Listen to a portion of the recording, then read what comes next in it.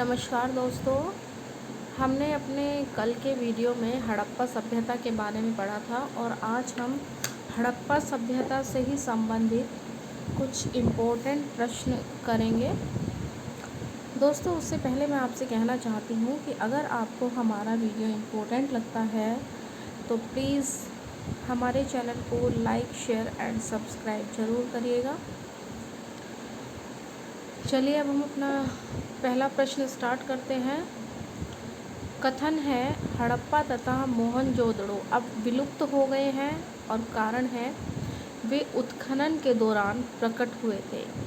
ये क्वेश्चन है UP PCS 2009 का। देखो दोस्तों, इसका जो आंसर है वो है सी, क्योंकि कथन और कारण दोनों सही है, लेकिन कारण कथन की सही व्याख्या नहीं है। मोहनजोदड़ो वर्तमान पाकिस्तान के सिंध प्रांत के लरकाना जिले में सिंधु नदी के दाएं तट पर तथा हड़प्पा वर्तमान पाकिस्तान में पंजाब प्रांत के शाहीवाल मांटगोमरी जिले में रावी नदी के बाएं तट पर नगर है। सैंधव सभ्यता के दो प्रमुख नगर थे। इनकी खोज उत्खननों के दौरान क्रमशः रखालदास बनर्जी तथा दयाराम साहनी ने की थी। वर्तमान में ये नगर मृतप्राय है, मतलब विलुप्त स्थिति में है। इस प्रकार कथन और कारण दोनों सही है, किंतु कारण कथन की सही व्याख्या नहीं है। अगला प्रश्न है, स्वतंत्रताोत्तर भारत में सबसे अधिक संख्या में हड़प्पा युगीन स्थलों की खोज किस प्रांत में हुई है? इसका सही आंसर है सी,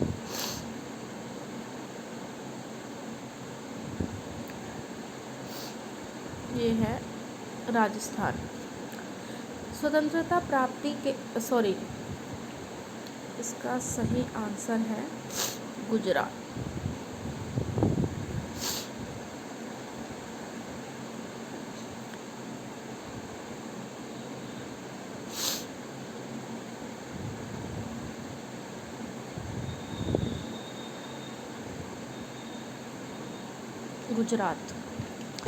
स्वतंत्रता प्राप्ति के पश्चात हड़प्पा संस्कृति के सर्वाधिक स्थल गुजरात में खोजे गए हैं।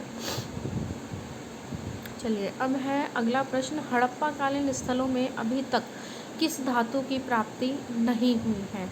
तो प्राप्ति नहीं हुई है लोहे की। इसका सही आंसर है ए आंसर इसका बिल्कुल सही है।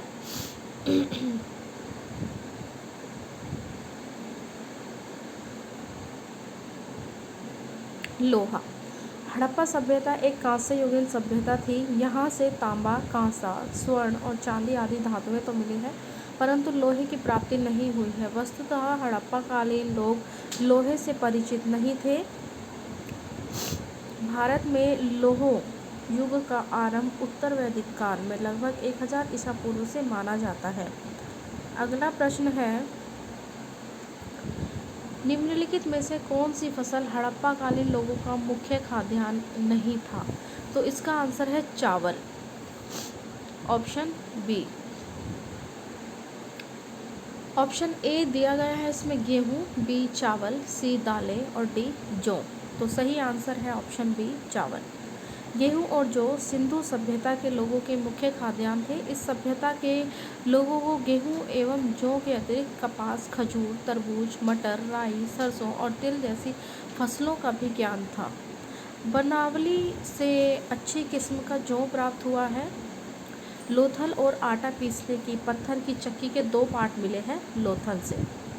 सिंधु सभ्यता के मिट्टी के बर्तनों तथा मोहरों पर अनेक पेड़ पौधों का अंकन मिलता है। इसमें पीपल, खजूर, नीम, नींबू, केला आदि प्रमुख हैं।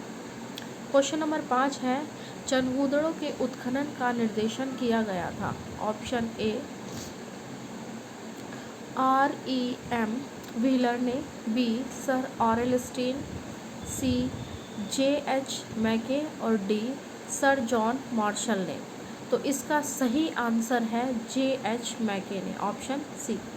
चनहूदड़ों की पहली बार खुदाई मार्च 1930 में NG मजूमदार ने करवाई और उसके बाद 1935 से 36 में अमरीकी school of Indic and Iranian तथा museum of fine arts Boston के दल ने अर्नेस्ट जॉन हेनरी मेकी के नेतृत्व में करवाई। क्वेश्चन नंबर 6, सिंधु सभ्यता निम्नलिखित में से किस युग में पड़ता है? तो ऑप्शन है इसका आद्य ऐतिहासिक काल, बी प्रागैतिहासिक काल, सी उत्तर प्रागैतिहासिक काल और डी ऐतिहासिक काल। तो इसका सही आंसर है आद्य ऐतिहासिक काल, ऑप्शन ए। ऐतिहासिक काल का निर्धारण पठनीय लेखन कला के ज्ञान के आधार पर किया जाता है। लेखन कला के ज्ञान से पहले का कालखंड प्रागैतिहासिक कालखंड होता है। भारतीय इतिहास में 2500 BC से 600 BC का कालखंड आद्य ऐतिहासिक माना गया है। सिंधु सभ्यता आद्य ऐतिहासिक काल की सभ्यता है क्योंकि यहाँ पर लेखन कला का ज्ञान तो है परंतु अभी तक इसे पढ़ा नहीं जा सका है। क्वेश्चन नंबर 7 है, सूची ए को सूची बी से सुमेलित कीजिए। इसमें है मांडा, दायमाबाद, कालीबंगा और राखीगढ़ी। ये हड़प्पाकालीन स्थल है और वर्तमान में इनके राज्य के नाम दिए हुए हैं। तो इसका जो सही आंसर है, इसका सही आंसर है ऑप्शन सी, जिसमें मांडा जम्मू कश्मीर में है और दायमाबाद है महाराष्ट्र में। इसके बाद कालीबंगा है राजस्थान में और राखीगढ़ी है हरियाणा में। मांडा चेनाब नदी के किनारे स्थित था। दायमाबाद गोदावरी नदी की सहायक प्रवरा नदी के तट पर स्थित एक निर्जन गांव तथा पुरा स्थल है जो कि भारत के महाराष्ट्र राज्य के अहमदनगर जिले में है। कालीबंगा राजस्थान के हनुमानगढ़ जिले का एक प्राचीन एवं ऐतिहासिक स्थल है। यहाँ हड़प्पा सभ्यता के बहुत दिलचस्प और महत्वपूर्ण अवशेष मिले हैं। और राखीगढ़ी हरियाणा। अगला प्रश्न है, सिंधु घाटी की सभ्यता के संदर्भ में निम्नलिखित कथनों पर विचार कीजिए। यह प्रमुखतः लौकिक सभ्यता थी तथा उसमें धार्मिक तत्व यद्यपि उपस्थित था, वर्चस्वशाली नहीं था। सेकंड ऑप्शन है, उस काल में भारत में कपास से वस्त्र बनाए जाते थे। अब है इन प्रयुक्त में से कौन सा कथन सही है? सही कथन पूछा है इन्होंने। इसमें ऑप्शन ए में दिया हुआ है ना तो एक और ना ही दो, बी में है केवल एक, सी में है केवल दो और डी में है एक और दो दोनों। तो जब हमने सिंधु सभ्यता के बारे में पढ़ा था तो हमने उसमें यह भी पढ़ा था कि जो सिंधु सभ्यता थी, लौकिक सभ्यता थी, यहाँ उसमें धार्मिक तत्व भी थे, ठीक है, उपस्थित था परंतु वर्चस्वशाली नहीं था, ठीक है। और हमने उसमें एक चीज़ और पढ़ी थी कि वहाँ पर लोग सूती वस्त्र पहनते थे। सूती वस्त्र पहनते थे मतलब वस्त्र कपास से बनाए जाते थे। दोनों ही प्रश्न, दोनों ही जो कथन दिए गए हैं वो दोनों ही सही हैं। क्वेश्चन नंबर 9, सिंधु घाटी या हड़प्पा के लिए मेसोपोटामिया रिकार्डोन में निम्नलिखित में से किस शब्द का प्रयोग किया गया था? ऑप्शन है फैलका, बी मैगन, सी मेलुहा और डी दिलमुन।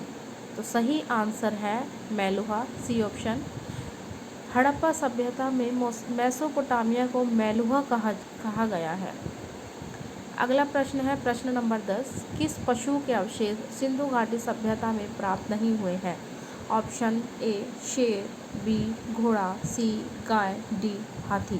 तो हमने घोड़े के बारे में भी पढ़ा है, गाय के बारे में भी पढ़ा है, हाथी के बारे में भी पढ़ा है, लेकिन शेर के बारे में हमने हड़प्पा सभ्यता में नहीं पढ़ा है। हड़प्पा संस्कृति की मोहरों पर टेराकोटा कलाकृतियों में शेर का चित्रण नहीं मिला, जबकि हाथी, गैंडा, बाघ, हिरण, भेड़ आदि का अंकन हमें मिलता है।